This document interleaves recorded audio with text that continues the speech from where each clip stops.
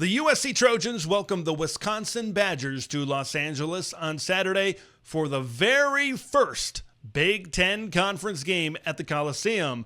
Can the Badgers hang with the Trojans coming off of a bye week? From LA to Piscataway, all Big Ten all year long. This is Big Ten 10. Before I dive into the X's and O's, before I dive into the nitty-gritty of this particular matchup, we got to talk about the news of the day, which was really the news of yesterday. That being Bear Alexander, he's going to be redshirting.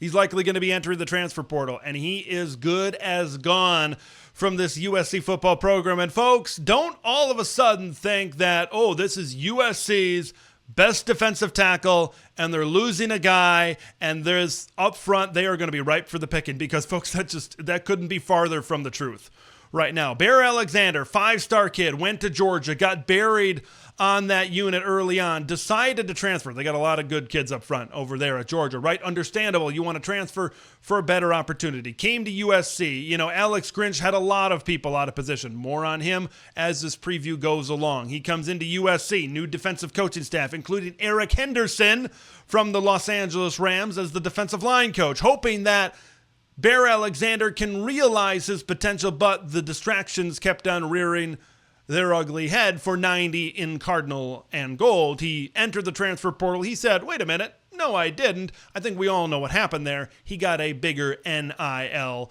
payday this offseason. There were some effort questions throughout fall camp as well. And folks, he was getting lapped. He was getting bypassed by Gavin Meyer, by Nate Clifton from Vanderbilt, by someone like Kobe Pepe as well. So he was a depth piece on this defensive line. Like, if you're the Wisconsin Badgers, losing Bear Alexander doesn't automatically mean that now all of a sudden, oh yeah, we're going to be able to push around USC up front. USC's defensive line, right, might be the most improved part of this football team as a whole. Bear Alexander, like, you go back to that Michigan game and you look at that big late fourth quarter run by Kaleo Mullins and some of these other runs, There were guys up front on this USC defensive line that were holding their own. You know who wasn't holding his own? Bear Alexander. He was getting blown off the football. Now, he was in the rotation. He was certainly getting a lot of snaps, right? So it's going to hurt a little bit, certainly, to lose a depth piece. But now I'm kind of excited for what's to come at USC. I'm excited for some of these young pieces to be able to get their opportunity in the rotation, getting more of an opportunity in this defensive line rotation. I'm especially excited about a guy that I covered in Minnesota high school football last season. How about Jade Abasiri? This is a guy that's gotten a lot of positive returns since he arrived on campus at USC. He's put on a lot of muscle. He's put on a lot of weight. I think he's somewhere around something like 290, 295. He certainly wasn't that when I saw him last year in the Minnesota State High School playoffs when he was playing for Prior Lake High School. So I'm excited for people like him and some of these younger guys to be able to get in this rotation a little bit and show folks what they can do up front. So this might be a net positive to be able to get rid of this distraction that is Bear Alexander from this USC football program. All right, let's talk about the game. And I want to first start with the Wisconsin Badgers. This is a team that is coming off of a bye week, and the bye week couldn't have come at a better time for Wisconsin. Now, the big question I have for the Badgers: has Wisconsin offensive coordinator Phil Longo gotten Braedyn Locke ready to play, and has he tailored this offense to the skill set of Mr. Locke? Because Phil Longo is a guy right now that isn't exactly on the list, Christmas card list of every Wisconsin Badger fan out there, right? The fan base is getting a little bit, the patience is waning, I think, with Phil Longo. I think there were expectations for this offense to certainly open up a little bit, and it just hasn't happened. This offense has lacked an identity. So I'm very curious to see what Phil has done during this bye week. 2 weeks to prepare for this USC defense.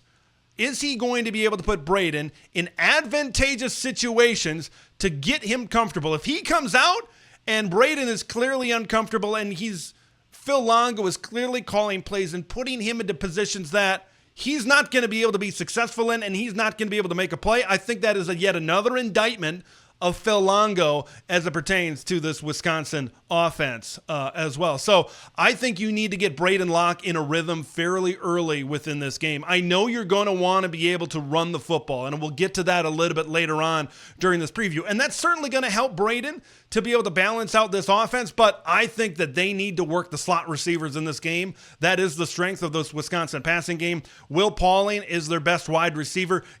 See if he can find the hole in the zone and zone defense. See if he can separate in some of these man-covered situations to be able to get this offense going a little bit early and maybe soften things up a little bit as well, so that their run game, which now without Tyler Van Dyke and his ability to throw the football down the field, now I think they're going to try to set things up for some guys in the running back room for them to be able to have some really good days as well. Let's see Tretch Kakahuna, I think, get involved as well. I'm not overly impressed with the X and the Z positions and what they can do out on the perimeter for Wisconsin. I think it's going to be the slot guy. So USC has to know that that is going to be the main source of production from the wide receiver positions for Wisconsin in this particular football game. So I'm excited to see. And I think that really fits into maybe what they want to do with Braedyn Locke, because Braedyn Locke was in a quarterback battle with Tyler Van Dyke, and apparently he was pushing him a good amount, but Phil Longo said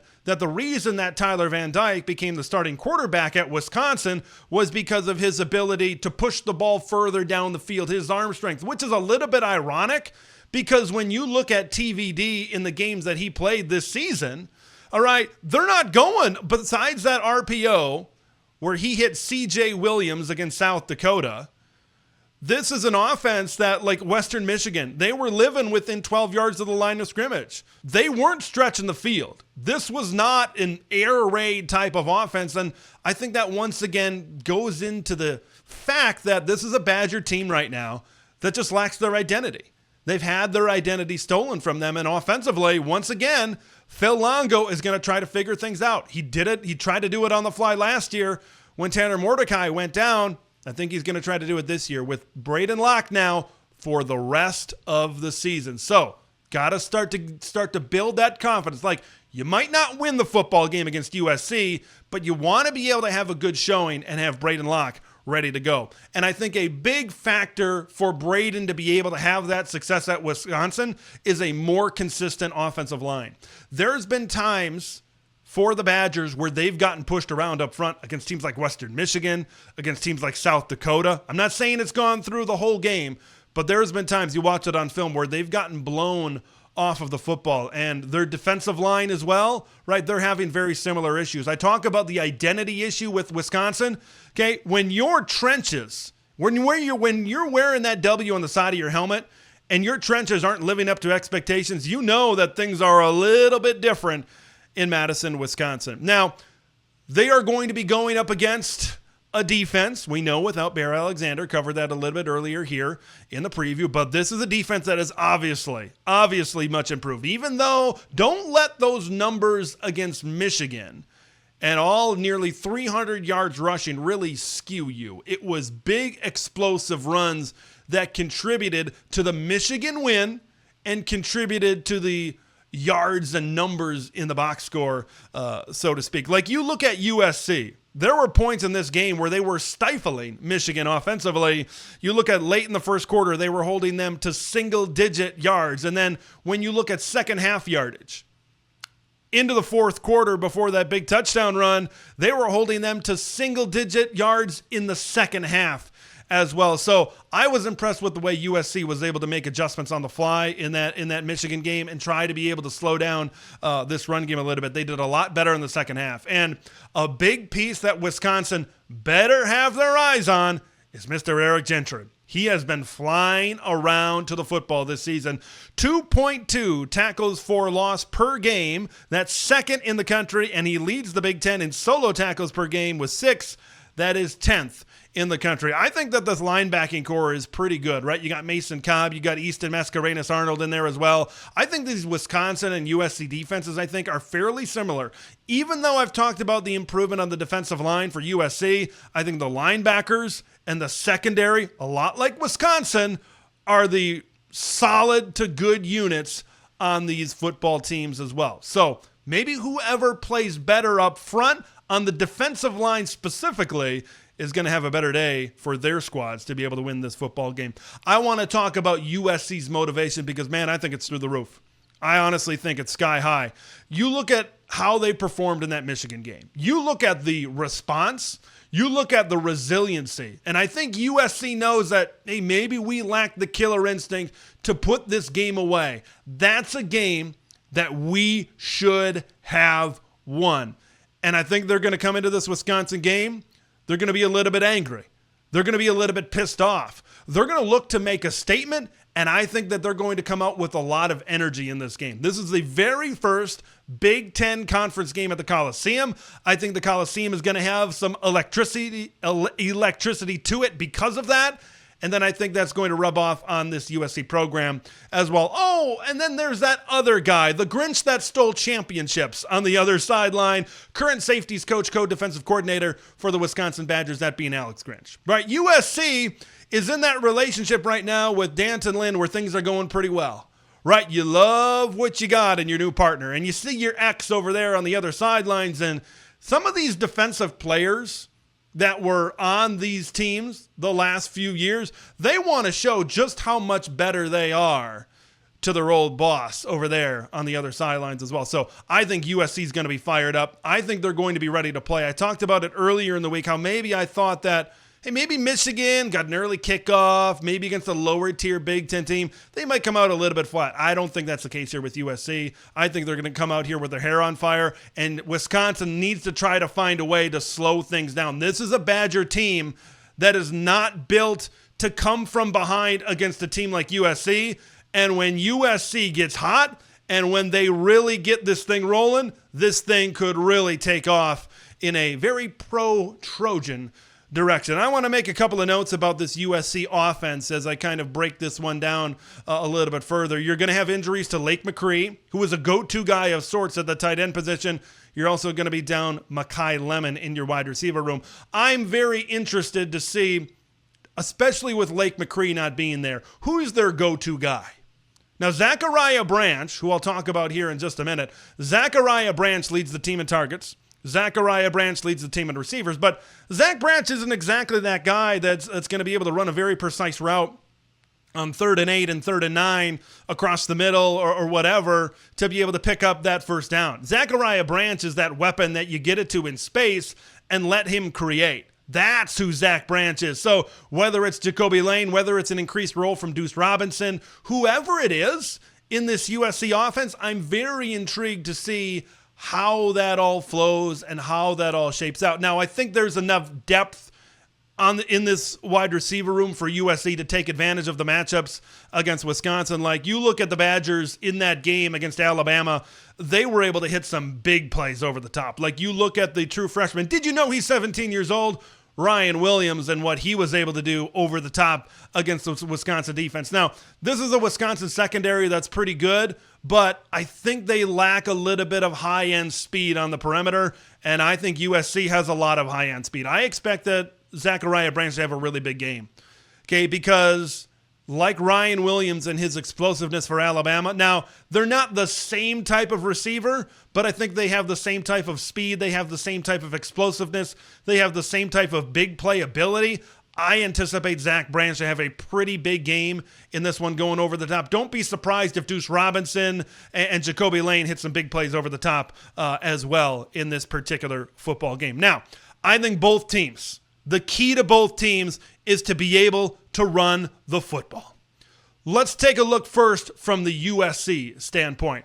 Second half of that game against Michigan, when they got the pass protection figured out, when they got the offensive line combination figured out, they were able to then run the football a little bit better because early in that game, they were running it right at a brick wall, right at Mason Graham and Kenneth Grant. But when they were able to, when Miller Moss was able to get in a rhythm, be able to soften up the defense a little bit, they were able to run the football effectively. I think that this is going to be a USC offense that is going to actually look to go to the run game pretty early. This is a Wisconsin defensive line that coming into the season, coming into fall camp, they had some question marks. And then they lose a guy like James Thompson Jr. up front. And all of a sudden, this is a defensive line that has gotten pushed around against the Western Michigans and the South Dakotas of the world. I think they're going to look to guys like Jonah Monheim and some of those other guys in the middle of this offensive line to road grade and get Woody Marks going early, and then that sets up a situation where what I just talked about, they can go over the top. They can get it to their playmaker in Zach Branch in space and get him on a one-on-one matchup. They can get it to Deuce Robinson. They can get it to Jacoby Lane. I think that's going to open up the big-time plays in this game. I think there could be an advantage for USC, certainly running the football against this Wisconsin defensive line in this football game. I think Lincoln Riley wanted to run the football early against Michigan. He wants this to be a balanced offense. And then I look at this Wisconsin Badgers team. So I think you got 3 good running backs in this room. You look at Tawi Walker. You look at Ches Malusi. You look at Cade Yakimelli, who's really come on to be that number 3 guy in this Wisconsin offense. I think you got to get this run game going. This offensive line needs to play a good game against USC, because if this is a team that cannot run the football against the Trojans, are you going to put the ball into the hands of Braedyn Locke in a Phil Longo offense to be able to push the football down the field? I just don't anticipate that happening. But if the Badgers can control the line of scrimmage, if they can take parts of what we saw Michigan do, and if they can equal that against USC, that opens up a lot more things for them offensively, and I think they're going to need to eat a lot of clock in this one. I really do. I think they're going to need to be able to eat a lot of time of possession, keep Miller, Moss, and this offense on that side of the field as well. Wisconsin's defense needs to be advantageous, I think, in this game, because I mentioned the issues up front with the defensive line. This is also a Wisconsin front that's not getting a ton of pressure on the passer. If they can dial it up, we saw last week, if you can somehow exploit those holes and weaknesses that we saw last week on this USC offensive line for parts of the game and get Miller Moss a little bit off schedule, and then you're able to run the football on top of that, that might be the secret sauce for Wisconsin to be able to have some success in this particular football game. All right, folks, it is prediction time. I've got USC winning this one, and I feel pretty confidently that USC is going to come out with a lot of energy, and I look at Wisconsin, this is the first game for Braedyn Locke. I think Braedyn Locke is going to get better as the season goes along. Like, you look at the schedule and you look at the stretch after USC, I think that's where we're really going to start to see him really develop as a quarterback. But I just don't think this matchup is very good up front for Wisconsin's defensive line. I think USC can run the football. They can set up some big passing plays down the field. I just think Wisconsin lacks the explosiveness to be able to hang with a team like the USC Trojans. I want to hear what you guys think. Do you think Wisconsin can hang around and make this one close, cover the 15.5 point spread that the Trojans have coming into this game, or do you think that the USC Trojans are going to roll? Leave all your score predictions, all your thoughts in the comments below. I'm Big Ten Ted. We will see you in the next one. Thanks for watching Big Ten Ted, where it's all Big Ten all year long. Make sure to like the video to spread the word of Big Ten Ted to the masses, and subscribe to the channel for updates on Big Ten content that drops every day.